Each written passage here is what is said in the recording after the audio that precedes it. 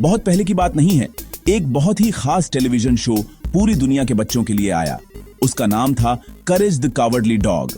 तो जरा सोचिए, एक बड़ा खाली रेगिस्तान, इतना विशाल कि लगता है जैसे आप दुनिया के बीच में हो। इस शांत धूल भरी जगह में एक छोटा गुलाबी फार्म हाउस था।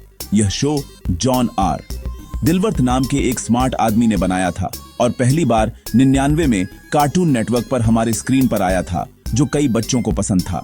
यह हर किसी के लिए एक कहानी थी, लेकिन खासकर उन छोटे बच्चों के लिए जो जानते हैं कि कभी-कभी जब आप बहुत डरे हुए होते हैं, तब भी आपको अपने प्रियजनों के लिए बहुत बहादुर होना पड़ता है। यह एक मजेदार शो था, एक डरावना शो था और सबसे बढ़कर एक बहुत बड़े दिल वाला शो था।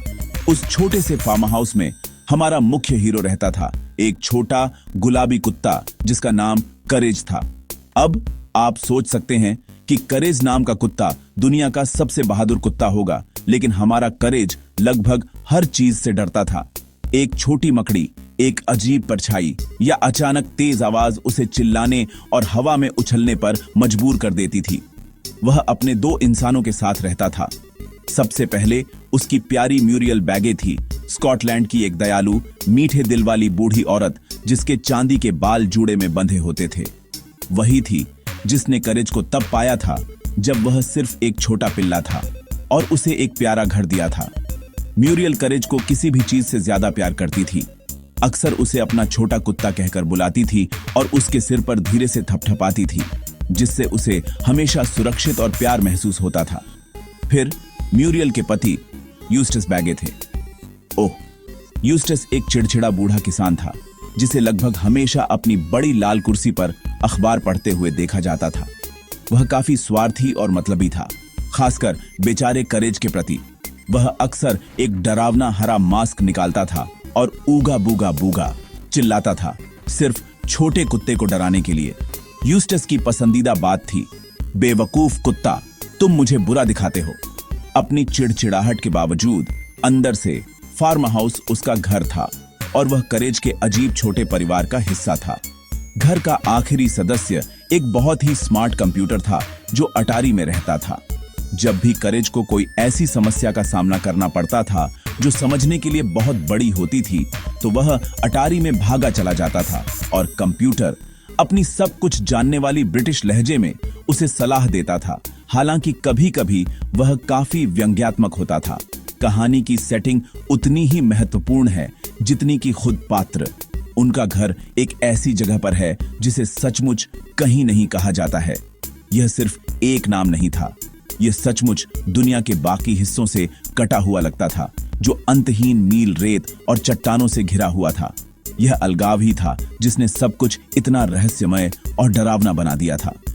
क्योंकि वे किसी भी शहर या कस्बे से बहुत दूर थे, वहां हमेशा अजीब और अस्पष्ट चीजें होती रहती थीं। राक्षस, एलियंस, भूत और सभी प्रकार के अजीबोगरीब आगंतुक अचानक प्रकट होते थे, जो मानचित्र पर इस अकेली छोटी सी जगह की ओर आकर्षित होते थे। शो का मुख्य विषय अपने डर का सामना करना है।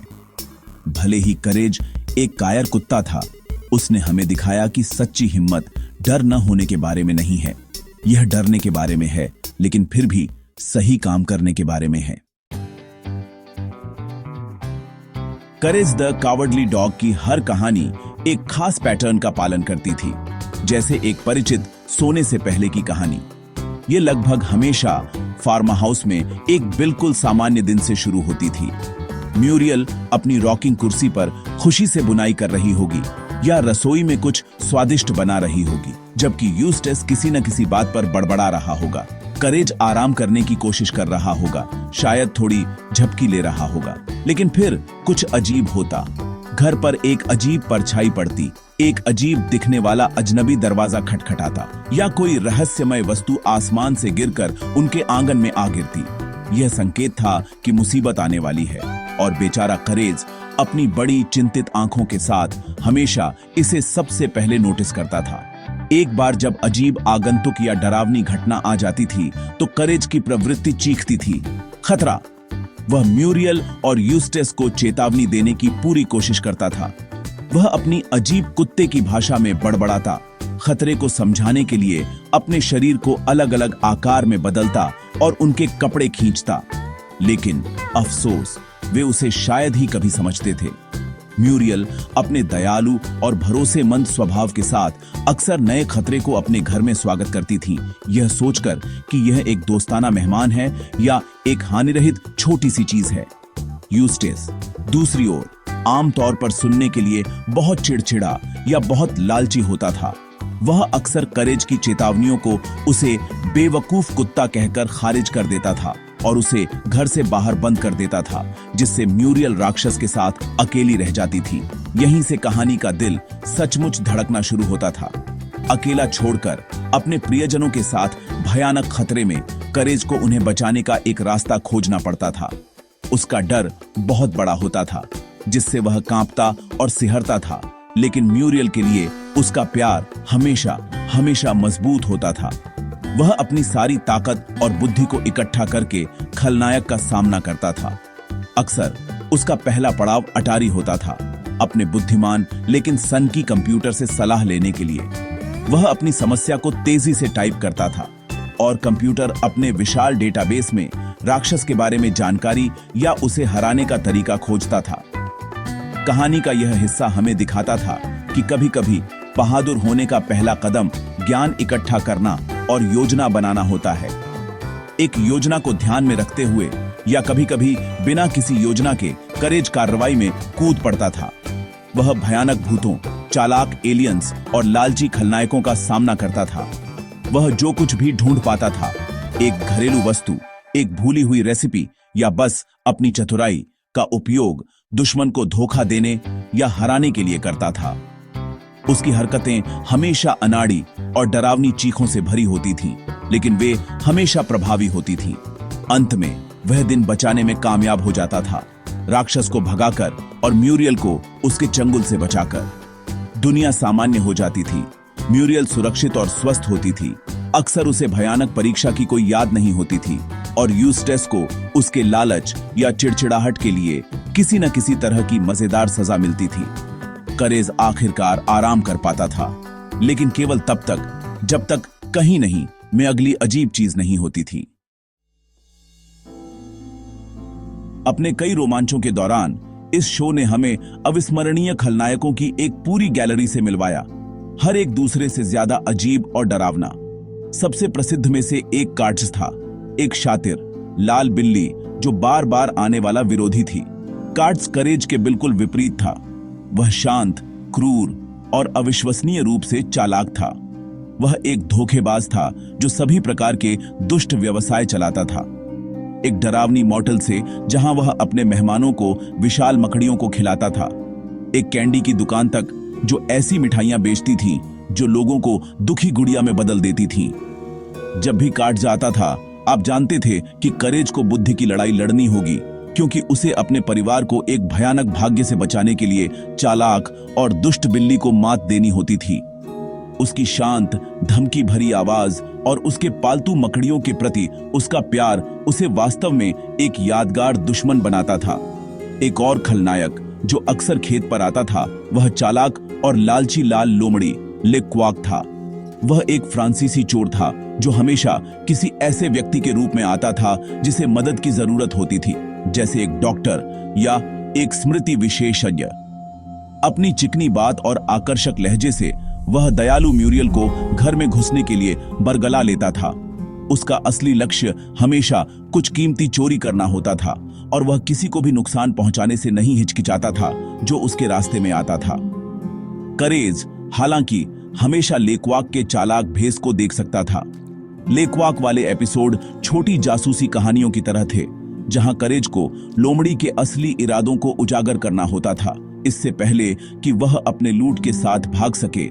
अक्सर फार्म हाउस के चारों ओर एक अराजक और प्रफुल्लित करने वाली पीछा करने की ओर इशारा करता था, लेकिन सभी आगंतुक केवल बुरे नहीं थे, कुछ बस बहुत अजीब और परेशान करने वाले थे जो किसी भी देखने वाले पर एक स्थायी छाप छोड़ते थे। क्या आपको एपिसोड किंग रामसेस का श्राप याद है? इस कहानी में यूस्टस को एक प्राचीन मिस्र की पटिया मिलती है और वह उसे वापस करने से इनकार करता है, राजा रामसेस की आत्मा की भूतिया चेतावनियों के बावजूद। फिरौन का भूत, एक डरावनी कम गुणवत्ता वाली सीजीआई आकृति प्रकट होती थी और एक भूतिया आवाज में मंत्र पढ़ती थी, पटिया वापस करो या मेरे श्राप से पीड़ित हो। यह एपिसोड छोटे बच्चों के लिए विशेष रूप से डरावना होने के लिए प्रसिद्ध था, क्योंकि फिरौन ने फार्मा हाउस पर 3 भयानक विपत्तियां लाईं। इसने लालच के परिणामों के बारे में एक शक्तिशाली सबक सिखाया, क्योंकि यूस्टस की जिद ने उसके परिवार के लिए केवल परेशानी लाई। राक्षसों के अलावा गहरी भावना और उदासी के क्षण भी थे। सबसे दिल तोड़ने वाली कहानियों में से एक करेज की अपनी पिछली कहानी थी, जिसका खुलासा episode remembrance of courage past में हुआ था। हमें पता चलता है कि करेज हमेशा अनाथ नहीं था। उसके कभी खुश माता पिता थे, लेकिन एक क्रूर पशु चिकित्सक जो गुप्त रूप से बुरे प्रयोग कर रहा था ने उन्हें धोखा दिया और उन्हें एक रॉकेट में अंतरिक्ष में लॉन्च कर दिया। छोटा पिल्ला करेज अकेला रह गया जब तक कि प्यारी म्यूरियल ने उसे एक गली में नहीं पाया और उसे घर ले आई। यह कहानी बहुत कुछ समझाती है कि करेज म्यूरियल को खोने से हमेशा इतना डरता क्यों है। वह उसका एकमात्र परिवार है जो बचा है। यह उसके चरित्र में गहरी उदासी की एक परत जोड़ता है और उसकी बहादुरी को और भी सार्थक बनाता है।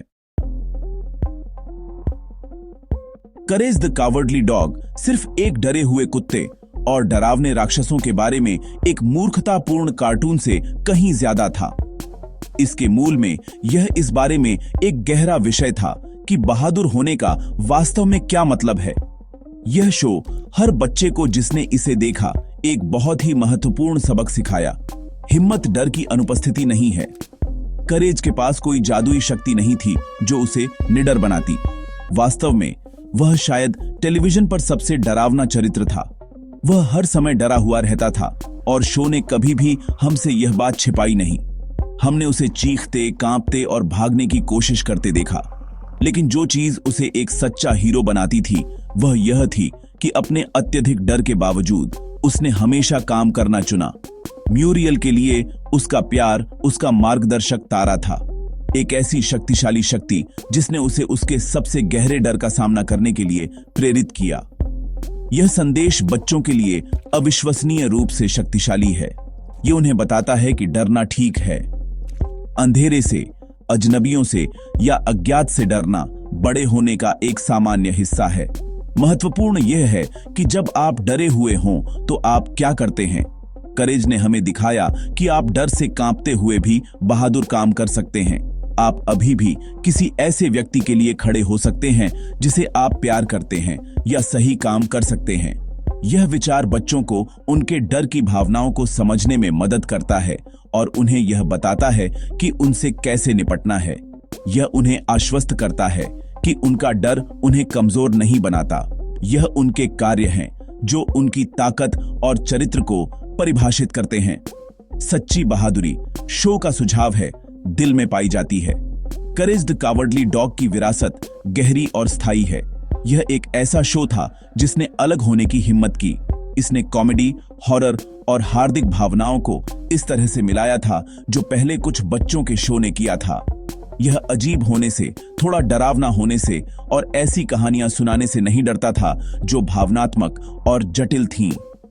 कई बच्चों के लिए यह हॉरर विषयों का उनका पहला परिचय था, लेकिन यह इस तरह से किया गया था जो प्रबंधनीय था, हमेशा हास्य और इस आश्वासन के साथ संतुलित था कि हीरो चाहे कितना भी डरा हुआ हो, अंततः जीत जाएगा। शो की अनूठी कला शैली, उसका अति यथार्थवादी माहौल और उसके यादगार पात्रों ने इसे एक क्लासिक बना दिया है जिसके बारे में लोग आज भी बात करते हैं और प्यार करते हैं। अंत में इस छोटे गुलाबी कुत्ते ने हमें सबसे मूल्यवान सबक सिखाया। उसने हमें बिना शर्त प्यार और उन अविश्वसनीय चीजों के बारे में सिखाया जो हम उन लोगों के लिए करने में सक्षम हैं जिनकी हम परवाह करते हैं। करेज की दुनिया एक डरावनी जगह थी, ठीक वैसे ही जैसे हमारी अपनी दुनिया कभी-कभी महसूस हो सकती है, लेकिन जब तक उसे म्यूरियल की रक्षा करनी थी वह किसी भी चीज का सामना कर सकता था। और बच्चों के लिए करेज आशा का एक छोटा गुलाबी चीखता हुआ प्रतीक बन गया। उसने उन्हें दिखाया कि हम में से सबसे छोटे और सबसे डरे हुए भी शेर का दिल रख सकते हैं। वह था और हमेशा रहेगा हमारा प्यारा करेज, अद्भुत, पूरी तरह से कायर कुत्ता जो सबसे बहादुर था।